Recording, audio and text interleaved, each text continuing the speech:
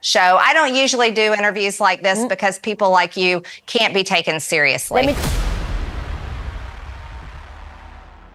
Marjorie Taylor Greene faced a tough time with TV reporter Sarah Ferguson and late-night comedian Jim, taken aback by Sarah's incisive questions. Let's dive into the details of what happened. But before we start, don't forget to subscribe. It was a moment of television gold that had viewers glued to their screens and talking for days. Marjorie Taylor Greene, the firebrand congresswoman known for her controversial statements and staunch support of Donald Trump, sat down for what was supposed to be a straightforward interview with Australian journalist Sarah Ferguson. Instead, it quickly devolved into a spectacle that would provide ample fodder for late-night comedians and political commentators alike. Jimmy Kimmel, the beloved host of a popular late-night talk show, seized the opportunity to deliver a comedic roast that had audiences in stitches. Sarah, what the Australian people know that probably don't like your show very much, but they do understand the truth. What will Donald Trump's MAGA supporters do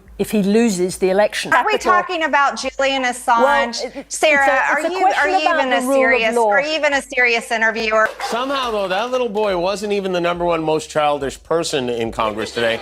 That honor went to the Klan mom, Marjorie Taylor Greene. This narrative dives deep into the events of that interview, Greene's meltdown, and Kimmel's subsequent comedic takedown, all while highlighting the broader implications of their behavior on public trust and democracy. Marjorie Taylor Greene began the interview with Sarah Ferguson in a manner that was uncharacteristically composed. It seemed at first that she was determined to present herself as knowledgeable and collected. This was a rare sight, akin to finding a coherent thought in one of Donald Trump's famously meandering speeches. For a brief moment, it appeared that Greene might manage to navigate the interview without incident. She answered the initial questions with a semblance of poise, giving the impression that she was ready to discuss serious political issues without resorting to her usual controversial rhetoric. However, this facade of calm was short-lived. The interview took a dramatic turn when Ferguson broached the subject of the 2020 election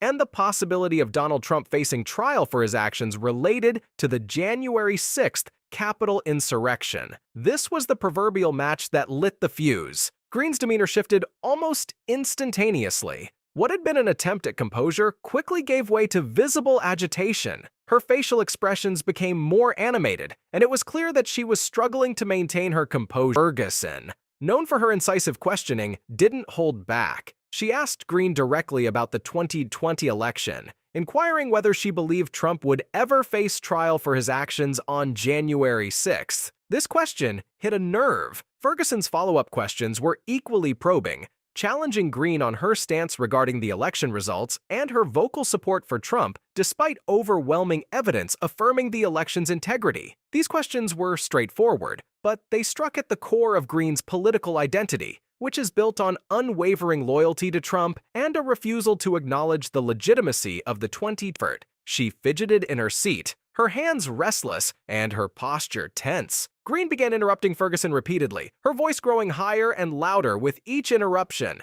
It was as if she were trying to shout down the questions, a tactic that only served to highlight her inability to handle. Throughout the interview, Greene made several statements that were not only controversial, but also factually dubious. She downplayed the events of January 6th, describing the rioters as peaceful tourists who were merely taking pictures and walking through open doors. Yeah, very open doors. This blatant mischaracterization of a violent insurrection was shocking. Yet, it was in line with Greene's history of downplaying serious events to fit her narrative. She also questioned the popularity of Ferguson's show in Australia, implying that viewers there did not take Ferguson seriously. What the Australian people know that probably don't like your show very much, but they do understand the truth, Greene asserted, attempting to turn the tables on the interviewer. The interview reached its climax when Greene, visibly agitated and unable to control the narrative, abruptly ended it. She ripped off her microphone with a dramatic flourish, akin to tearing off a Band-Aid, and stormed out of the interview.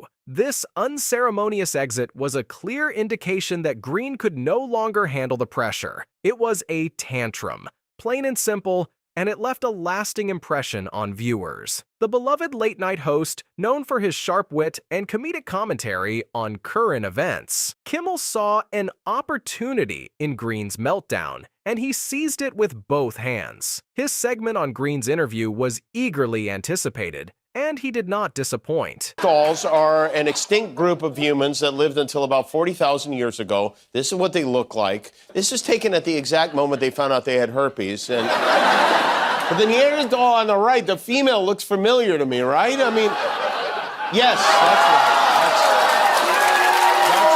her. With his characteristic blend of humor and insight, Kimmel dissected the interview, turning Greene's serious political missteps into comedy gold. Kimmel began his segment by pointing out the obvious. Marjorie Taylor Greene was having a rough day. He quipped that she looked about as stable as a Jenga tower in an earthquake. This initial observation set the tone for what would be a relentless roast. Kimmel highlighted Greene's visible frustration and inability to handle the questions posed by Ferguson. It was clear that he found the whole situation both amusing and indicative of deeper issues within Greene's political persona. As Kimmel delved deeper into the interview, he unleashed a series of jokes and zingers that had his audience laughing uproariously. He mocked Greene's red face, comparing it to Trump trying to read a book without pictures. This joke not only highlighted Greene's visible agitation, but also took a jab at Trump, whose aversion to reading is well documented.